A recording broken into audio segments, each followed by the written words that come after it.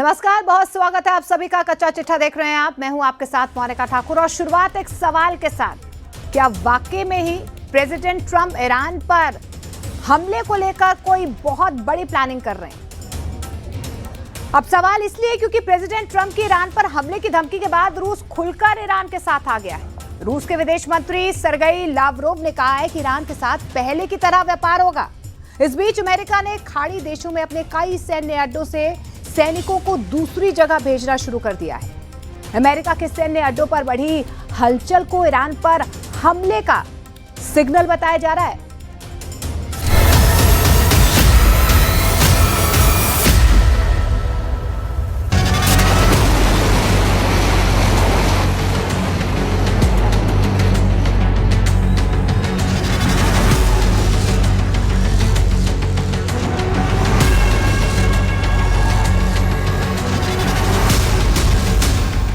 Qatar की राजधानी दोहा में अमेरिका का अल उदीद एयरबेस हाई अलर्ट पर है।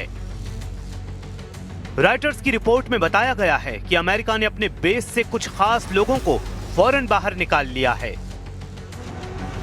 अल उदीद से हाई प्रोफाइल लोगों को तब बाहर भेजा जाता है जब अमेरिका किसी दुश्मन देश को दहलाता है। ऐसा कई बार हो चुका है। इस बार तो अमेरिका ने अपने सारे हथियारों को वॉर जोन में उतार दिया है। ट्रंप के जंगी बेड़े समुद्र में मचलने लगे हैं। ट्रंप की हाइपरसोनिक मिसाइलें लॉन्चिंग साइट पर आ रही हैं। ट्रंप के सबसे विस्फोटक जंगी जेट के इंजन ऑन हो गए हैं। ट्रंप ने ईरान पर सबसे खौफनाक हमले का ऑर्डर दिया है। ईरान पर बंकर बस्टर बमों की बौछार जल्द हो सकती है। ईरान जून 2025 से भयानक युद्ध में उलझने जा रहा है। ईरान के निर्वासित प्रिंस रेजा पहलवी ने दावा किया है कि ईरान में आजादी का युद्ध छिड़ गया है। To the point where people are just fed up with this regime. They are saying death to the dictator. They want to liberate themselves. And their demand for freedom is met with the most brutal reaction by a regime that is waging war on its own citizens. Iran के युवराज ने Trump के हमले का signal देने के बाद मोर्चा खोल रखा है। उधर इजराइल जबरदस्त तैयारी में जुट गया है। टाइम्स ऑफ इजराइल की रिपोर्ट में कहा गया है कि सेना ने 12 ऐसी लोकेशन पर मोर्चेबंदी कर दी है जहां ईरान ने मिसाइलों से हमला किया है। इजराइल की सेना जिन साइटों पर युद्ध मोड में है उनमें से कुछ की लोकेशन देख लीजिए। इजराइल ने राजधानी तेल अवीव में युद्ध के हथियारों की तैनाती कर ली है। इजराइल की सेना ने हाइफा बेस एक्टिव कर दिया है। इजराइल आर्मी तामरा में हथियार जुटा रही है। इजराइल नेवी इलियट नौसैनिक अड्डे पर अलर्ट मोड में है। इजराइल एयर डिफेंस सिस्टम सभी बॉर्डर पर तान दिए गए हैं। अमेरिका का एक्शन किसी भी वक्त शुरू होगा। इजराइल इसी मौके पर ईरान को दहलाने के इंतजार में है। ईरान अब पलटवार के लिए तैयार है। ईरान उन प्रदर्शनकारियों को गद्दार करार देकर चौराहे पर फांसी पर टांगने जा रहा है जिन्होंने सुप्रीम लीडर की खिलाफत की है। वहीं ट्रंप ने कहा है कि अगर एक भी प्रदर्शनकारी को फांसी दी गई तो वो पूरे ईरान को बर्बाद कर डालेंगे। Yeah, the message is they've got to show humanity. They've got a big problem. And I hope they're not going to be killing people. And I'm going to have a report very soon. It would seem to me that they have been badly misbehaving. Iran से आई ये तस्वीरें ऐसे भयानक युद्ध की शुरुआत हैं जिसमें महाशक्तियों की टक्कर तय है। ये आग ईरान को जला सकती है। ये आग खाड़ी देशों में कोहराम मचा सकती है क्योंकि प्रेसिडेंट ट्रंप ईरान की एक एक लाश गिन रहे हैं। प्रदर्शनकारियों की मौत का नंबर जितना बढ़ता जा रहा है, ईरान को उतनी सख्त सजा मिलने जा रही है। सुपर पावर अमेरिका ईरान के सुप्रीम लीडर अली खामेनेई के सफाई तक की धमकी दे रहा है। अमेरिका ने यह भी कह दिया है कि ईरान के लिए मदद भेज दी गई है। इस मदद के मायने हैं अमेरिका के जंगी लड़ाके युद्ध में कूद गए हैं। अमेरिका का सबसे विध्वंसक बम वर्षक B-2 अमेरिका के सबसे विनाशकारी जंगी जेट F-35,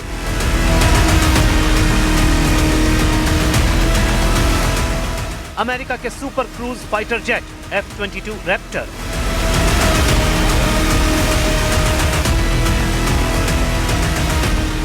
दुनिया के सबसे ताकतवर देश के एटमी हथियार।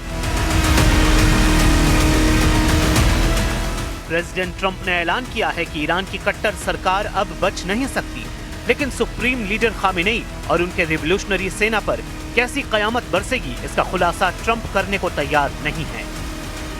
मगर उनकी धमकियों में परमाणु हथियारों का जिक्र आ गया है। Iran said that the last time I blew them up with the nuclear capability, which they don't have any longer. So Iran said that the last time. They better behave. America surprise देने के लिए कुख्यात है। हमले से पहले America तैयारी करता है, छोटे छोटे ऑपरेशन में सबसे अचूक हथियार इस्तेमाल करता है। ईरान से युद्ध तो एक ताकतवर देश से है, इसलिए अमेरिका किसी भी तरह की गलती की गुंजाइश नहीं छोड़ने वाला है, क्योंकि अब ईरान में मौत के आंकड़े बढ़ने लगे हैं। हिंसा और प्रदर्शन के दौरान खौफनाक वीडियो सामने आने लगे हैं। इसलिए ट्रंप पूरा गुणा गणित लगाकर आक्रमण से पहले किसी भी तरह की जानकारी लीक करने को तैयार नहीं हो रहे हैं। Ideally, you'd like to see it, but what we want to see is we don't want to see people killed, and we want to see a little bit of freedom for these people. These people have been living in hell for a long time. हालांकि Trump के ज्यादा वक्त लेने की बड़ी वजह America के कई फ्रंट पर युद्ध में फंस जाने की है। अमेरिका ने ग्रीनलैंड पर कब्जे का ऐलान कर ज्यादा से ज्यादा फोकस आर्कटिक वॉर पर लगा रखा है। अमेरिका इस वक्त वेनेजुएला में निकोलस मादुरो का तख्ता पलटकर वहां भारी सैन्य तैनाती करके डटा हुआ है। अमेरिका को चीन सागर में ताइवान को बचाने के लिए भी अपना पावर बैलेंस बनाए रखना है। अमेरिका को रूस के जवाब में काला सागर में अपनी मौजूदगी का एहसास करते रहना है। अमेरिका को इन सब के साथ खाड़ी देशों में अपना दबदबा बनाए रखने के लिए हथियारों की तैनाती रखनी पड़ती है। तो क्या ट्रंप ईरान को घुड़की दे रहे हैं? क्या ट्रंप ईरान को जुबानी धमकियों से डराकर घुटने पर ले आएंगे? इसके आसार दिखते तो नहीं। कतर ने इसकी जानकारी दी है कि हालात बेहद खराब हैं। युद्ध टालना मुश्किल लग रहा है। कतर अमेरिका और ईरान के बीच पुल का काम कर रहा है, लेकिन अब तक कोई कामयाबी नहीं मिल पाई है। That any escalation of the sort that you described would have catastrophic results in the region and beyond, and therefore we want to avoid that as much as possible. The talks continue, our calls continue. There is no specific effort that I can point to right now, but we are involved in talking to all parties, obviously with our neighbors and our partners in the region to find a diplomatic solution. युद्ध दोनों तरफ से भड़काया जा रहा है। Trump धमकी देते हैं तो ईरान पलटवार में देर नहीं कर रहा है। ईरान की सुप्रीम नेशनल सिक्योरिटी काउंसिल के सचिव अली लारीजानी ने एक नया बखेड़ा खड़ा कर दिया है। लारीजानी ने सोशल मीडिया पोस्ट कर ईरान में हुई हिंसा के लिए 2 हत्यारों के नाम लिखे हैं। लारीजानी ने लिखा, हम ईरान के लोगों के मुख्य हत्यारों के नाम बताते हैं। पहला ट्रंप, दूसरा नेतन्याहू। यही नहीं, ईरान के रिवॉल्यूशनरी गार्ड्स ने ट्रंप से युद्ध लड़ने के लिए मिसाइलों के स्टॉक में जबरदस्त बढ़ोतरी की जानकारी दी है। रिवॉल्यूशनरी गार्ड्स के एरोस्पेस कमांडर माजिद मौसवी ने कहा कि ईरान के रॉकेट गोदाम भरे हुए हैं, लेकिन ईरान अमेरिका से कितने दिन लड़ सकता है? अगर अमेरिका ने ईरान को फोड़ना शुरू किया तो क्या होगा? सुपर पावर के आगे ईरान की क्या बिसात है? ईरान से अमेरिकी बेस सिर्फ 250 किलोमीटर दूर है। खाड़ी में अमेरिका के इतने हथियार हैं कि वो ईरान जैसे 10 देश एक झटके में साफ कर सकता है। कुवैत में अली अल सलेम एयरबेस और कैंप आरिफ जान है। कैंप आरिफ जान अमेरिकी सेना का सबसे बड़ा अड्डा माना जाता है। कुवैत की ईरान से दूरी करीब 250 किलोमीटर है। वहीं संयुक्त अरब अमीरात में अमेरिका का अल दफरा एयरबेस है, जहां F-35 और F-22 रैप्टर जैसे जंगी जहाज तैनात हैं। कतर के अल उदीद एयरबेस को अमेरिका का वॉर हेडक्वार्टर कहा जाता है। यहाँ 10,000 से ज्यादा अमेरिकी सैनिक तैनात हैं।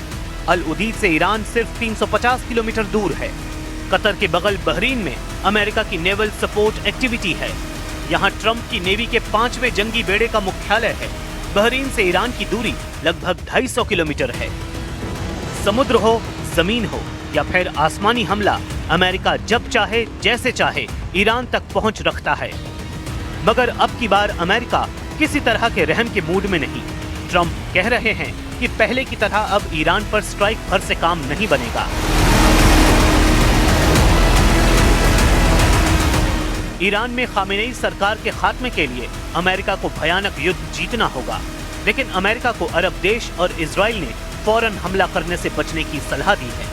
NBC न्यूज के मुताबिक इजराइल और अरब देशों ने ट्रंप से कहा है कि अभी ईरान पर हमला कामयाब नहीं हो सकता, क्योंकि सुप्रीम लीडर खामेनेई इतने कमजोर नहीं हुए हैं कि उनका तख्ता पलट मुमकिन है। इसकी वजह हिंसक प्रदर्शन में आई कमी और सरकार के समर्थन में हो रही रैली में उमड़ रही भारी भीड़ मानी जा रही है।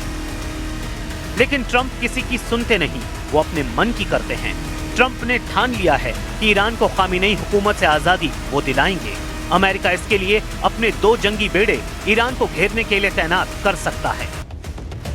अमेरिका का aircraft carrier USS Theodore Roosevelt नवंबर 2025 में सैन डिएगो से निकला था। दूसरा aircraft carrier USS Abraham Lincoln भी पहले खाड़ी में तैनात रह चुका है। जिस दिन ये जंगी बेड़े ईरान की तरफ बढ़ने लगेंगे, वो अमेरिका के युद्ध की शुरुआत होगी।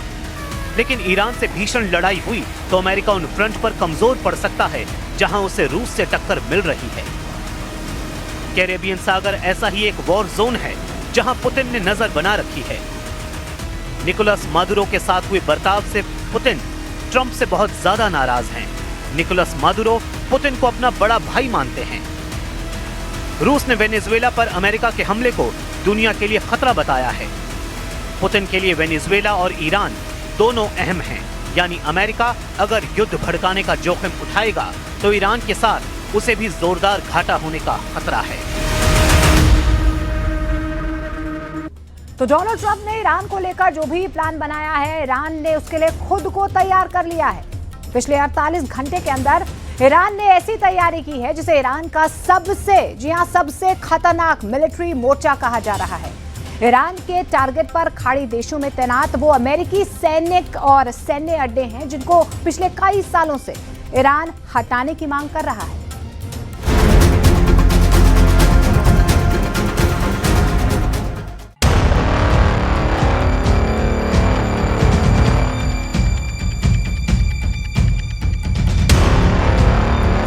ईरान की फायर पावर तैयार कर दी गई है। मिसाइल लॉन्च पैड पर पहुंच चुकी है। ईरान की मिसाइल ब्रिगेड को उन्हें बार बार लॉन्च करने का ऑर्डर किसी भी वक्त दिया जा सकता है। ईरान के टारगेट हैं खाड़ी में अमेरिका के अड्डे जिन पर ट्रंप को बहुत नाज है, और दूसरा है इजराइल जहां कम से कम 20 शहर और उसके मिलिट्री बेस ईरान ने तबाह करने का इरादा पक्का कर लिया है। از 10 ژانویه تا امروز ما مرحله بعدی رو داریم که اوضاع تحت کنترل قرار گرفته. ईरान के विदेश मंत्री के शब्दों में बहुत गौर से समझने की जरूरत है। इसमें वो आग है जो ईरान के मिसाइल बूस्टर की गर्मी से ज्यादा खतरनाक है। अब्बास अरागची ट्रंप को बता रहे हैं कि जो गलती इजराइल ने की थी वो अमेरिका दोहराने की जरूरत न करे। آقای ترامپ رئیس جمهور آمریکا گفته بود که اگر مردم کشته بشن ما میاییم و دخالت میکنیم. ईरान ने बता दिया कि उसका दुश्मन नंबर 1 कौन है, वो अमेरिका या फिर इजराइल है।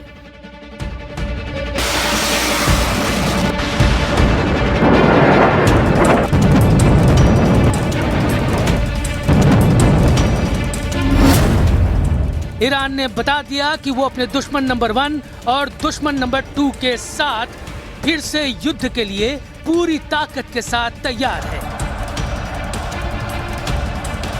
जिंदगी رو तबाह करते बीसते। ईरान के सर्वोच्च नेता अली खमेनी ने कह दिया कि ईरान झुकेगा नहीं, ईरान डरेगा नहीं और ईरान से अब कोई टकराएगा तो बचेगा नहीं। Well, I think one thing President Trump is very good at is always keeping all of his options on the table, and airstrikes would be one of the many options that are on the table for the commander-in-chief. Diplomacy is always the first option for the president. He's told all of you last night that what you're hearing publicly from the Iranian regime is quite differently from the messages the administration is receiving privately, and I think the president has an interest in exploring those messages. However, with that said, the president has shown he's unafraid to use military options if and when he deems necessary, and nobody knows that better than Iran. खamenei और उनके कमांडरों का रुख देखकर साफ लग रहा है कि न अमेरिका और न ही इजराइल के लिए ईरान से निपटना आसान होने वाला है, क्योंकि एक तरफ रूस से भारी समर्थन मिलने के बाद ईरान लगातार अमेरिका को आंख दिखा रहा है, तो दूसरी तरफ इजराइल के लिए उसने अपनी नई मिसाइल तैयार करके रखी हुई है।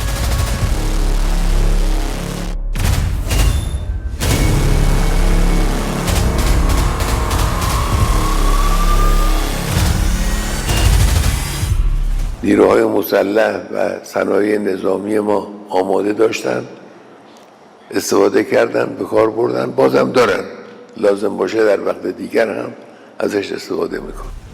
सवाल है कि क्या 2026 में युद्ध हुआ तो क्या इजराइल और अमेरिका के अड्डों पर फिर फटने जा रही है ईरान की मिसाइल?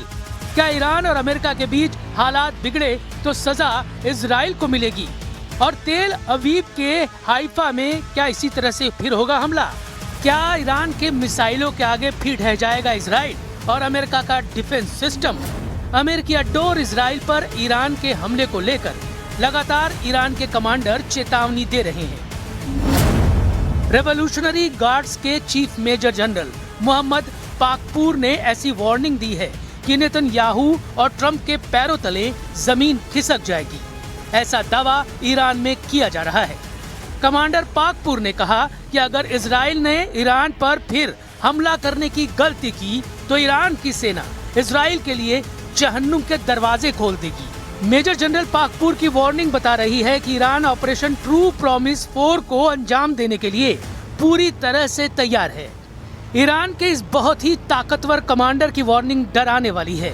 सर्वोच्च नेता अली खamenei की चेतावनी के साथ साथ एक कमांडर ने डबल फ्रंट वाली चेतावनी दी है और कहा है कि 13 दिन के युद्ध के बाद अगला हमला दुश्मनों की जड़ें हिला देगा। जाहिर है खamenei और उनके कमांडरों का इशारा इजराइल और अमेरिका की तरफ है। मेजर जनरल मोहम्मद पाकपूर को मेजर जनरल हुसैन सलामी की मौत के बाद IRGC का कमांडर बनाया गया। मेजर जनरल हुसैन सलामी की मौत 13 जून को इजराइल के हमले में हुई थी और उसके बाद से पाकपूर IRGC की कमान संभाल रहे हैं। इजराइल के खिलाफ 12 दिन तक मिसाइल अटैक करने के बाद जब युद्ध विराम हुआ तो मेजर जनरल पाकपूर ने क्या कहा था, बहुत गौर से देखिए। دستشون روی ماشه است. اگر خطایی از طرف دشمن صورت بگیره حتما مثل 12 روز گذشته مقابله مثل جانانه انجام خواهیم داد. در دفاع از این کشور ما لحظه‌ای به خودمون تردید داریم. ईरान की मिसाइल लगातार लॉन्च पैड पर तैयार हैं। कमांडर पाकपूर ने बहुत ही साफ साफ कहा कि हमारी उंगली मिसाइलों के ट्रिगर पर है और खamenei से भी उन्हें सिग्नल मिल चुका है कि इस बार इजराइल ने हमला किया तो कोई रहम न दिखाया जाए। इजराइल की नई टेंशन ये है कि ईरान का दावा है कि उसने अभी तक अपनी सबसे खतरनाक मिसाइलों को इस्तेमाल नहीं किया है, लेकिन ईरान से युद्ध को लेकर अमेरिका और इजराइल से लगातार नए नए सिग्नल मिलने लगे हैं। इजराइल पर हुए हमलों में जिन मिसाइलों ने तबाही मचाई है उनकी लिस्ट देख लीजिए, क्योंकि यही अब तक नेतन्याहू के लिए सबसे बड़ी परेशानी बनी है। इनमें सबसे खतरनाक फत्ताह-1 और खैबर शिकर मिसाइल शामिल हैं। इनमें कद्र और इमाद मिसाइल भी शामिल हैं। फत्ताह हाइपरसोनिक मिसाइल की रेंज 1400 किलोमीटर है। खैबर शिकर मिसाइल की रेंज 1450 किलोमीटर है। कद्र मिसाइल की रेंज 2000 किलोमीटर तक है और इमाद मिसाइल की रेंज 1700 किलोमीटर है। मिसाइलों को लेकर ईरान की तरफ से ऐसी वार्निंग इसलिए आ रही है क्योंकि नेतन्याहू और ट्रंप का रुख अमेरिका को लेकर काफी सख्त देखा जा रहा है। If you look at the Middle East, I would say prior to us hitting Iran so hard, we could have never made that deal because you would have had a dark cloud over the Middle East when we took out their nuclear capability, which was one of the great military maneuvers of all time. It was flawless. You saw that. Trump और Netanyahu दोनों जानते हैं कि Israel पर Iran की जितनी missile गिरी, ऐसे हर धमाके ने इजराइल के मिसाइल डिफेंस सिस्टम का पुर्जा ढीला कर दिया। तेल अवीव से लेकर हाइफा और अशदोद से लेकर बेन गुरियन हवाई अड्डे तक हर मिसाइल हमले ने नेतन्याहू को ईरान पर नया प्लान बनाने पर मजबूर कर दिया है और ईरान में हुए हिंसक प्रदर्शन इस नई रणनीति का सबसे बड़ा सबूत माना जा रहा है।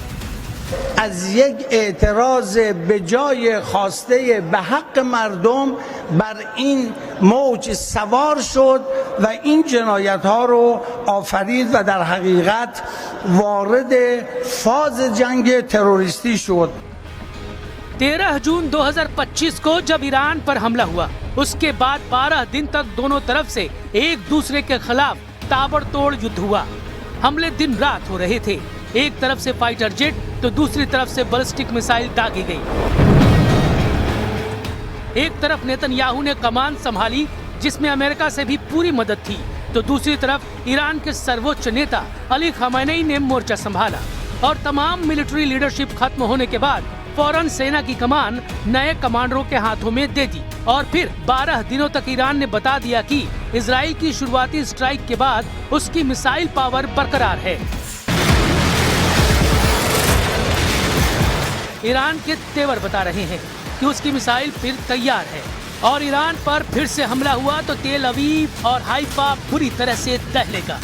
ये वार्निंग ईरान से लगातार आ रही है। ईरान के बड़े बड़े जनरल लगातार इजराइल को वार्निंग दे रहे हैं। ईरान बार बार ये दावा कर रहा है कि उसने 12 दिन के युद्ध के दौरान अपनी पूरी ताकत का इस्तेमाल नहीं किया और अब उस पर हमला हुआ तो इतनी मिसाइल दागी जाएगी कि अमेरिका और इजराइल सोच में पड़ जाएंगे कि वो किसे रोके और किसे नहीं। यानी ईरान बता रहा है कि अगर उस पर दोबारा युद्ध थोपा गया तो इसका नतीजा इजराइल की संपूर्ण तबाही होगा। آمریکا دارم مراقب باش مشاوره هایی که به تو برای حمله به ایران میدهند از جنس مشورت هایی نباشند که گفتی مشهد سقوط کرده است. لذا برای اینکه دچار خطای محاسباتی نشوی بدان खamenei ईरान की पब्लिक का मूड भी देख रहे हैं। ईरान की विदेश नीति में अमेरिका और इजराइल एक ऐसा पहलू है जिसे लेकर वहां की लीडरशिप और आम लोगों के बीच पिछले 5 दशकों से बड़ा गुस्सा देखा गया है। 2025 में जून के दौरान 12 दिन का युद्ध इस गुस्से को उस बुलंदी पर ले गया और अब ईरान में तख्ता पलट की तमाम कोशिशें फेल होते देखकर डोनाल्ड ट्रंप भी भड़के हुए हैं। ईरान बोल रहा है कि अमेरिका से बातचीत के चैनल खुले हुए हैं, लेकिन बातचीत होगी तो ईरान की अपनी शर्तों पर। अमेरिका को लेकर ईरान की 3 पॉइंट वाली स्ट्रेटेजी साफ है। पहला, इजराइल को मदद पहुंचाना बंद करे। दूसरा, परमाणु कार्यक्रम में दखल न दे और तीसरा, अपने सैन्य अड्डे पश्चिम एशिया से समेट ले। که جمهوری اسلامی هرگز در پی تسلیحات هسته‌ای نیست و نیز هرگز از حق ملت خود در استفاده صلح‌آمیز از انرژی هسته‌ای چشم‌پوشی نخواهد کرد. अमेरिका ने जून 2025 में ईरान की मिसाइल लॉन्च होते देखी है। इजराइल ने ईरान की मिसाइलों से अपने शहरों को उजड़ते हुए देखा है।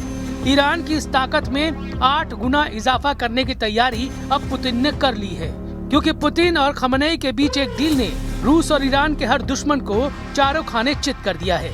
इसलिए कहा जा रहा है कि ईरान को पुतिन वाली बड़ी ताकत मिलने जा रही है। रूस अब ईरान में 1-2 नहीं बल्कि 8 परमाणु प्लांट बनाने जा रहा है। इसमें 4 प्लांट बुशहर में बनाए जाएंगे, जहां का परमाणु अड्डा पहले से अमेरिका और इजराइल के टारगेट पर है। यानी जब ईरान के परमाणु कार्यक्रम पर ट्रंप और नेतन्याहू फिर से ब्रेक लगाना चाहते हैं, उसकी ताकत पुतिन ने 8 गुना बढ़ाने का फैसला कर लिया है। कहा जा रहा है कि पुतिन और खamenei की पार्टनरशिप ने नेतन्याहू और ट्रंप के गठजोड़ को डायरेक्ट चैलेंज दे दिया है।